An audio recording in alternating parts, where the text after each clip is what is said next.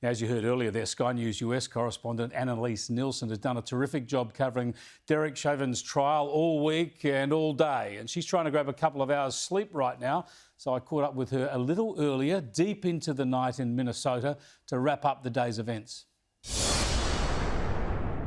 Chris, this was a day when Minneapolis was bracing for potential protests, rioting, chaos, thousands of National Guard on standby. But by this time of the evening, it's really almost wrapped up. We're now at Brooklyn Center, where there's been protesting almost every night this week after the shooting of Daunte Wright, a young African-American man. The female officer accused of shooting him says that she mixed up her taser and her gun, and that's really piggybacked off so much of the outrage that was seen about the George Floyd killing. But you can see here, even now, there's certainly no kind of appearance that there's going to be arrests. If anything, it's a dance party, and that's what we've seen right throughout the city. Just before we were at George Floyd Square, and they were clearing that out because they wanted the local community to be able to get some sleep after a very long period of time. And earlier in the day, it was those scenes outside the courtroom, and the anticipation was palpable in the air when that verdict was announced that it was going to come through in the afternoon. The crowd came out of nowhere, and the emotion was just on every single face in that crowd. The tears, the hugs,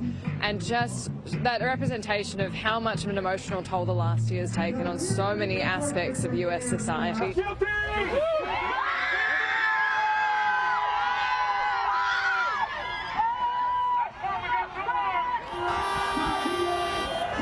Now what we're seeing is there's going to be political fallout from this. The Democrats have already been coming out really strongly about this case. Quite controversially, Joe Biden actually came out before the verdict was handed down and said that he hoped that the jury would come to what he thought was the overwhelmingly obvious verdict of guilty, which is quite a controversial thing to do, but he says he felt comfortable doing that because the jury had been sequestered at that time. But he was quite powerful in his statement after the verdict was handed down.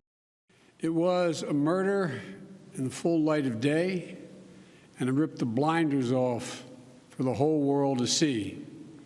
The systemic racism the Vice President just referred to. The systemic racism is a stain on our nation's soul.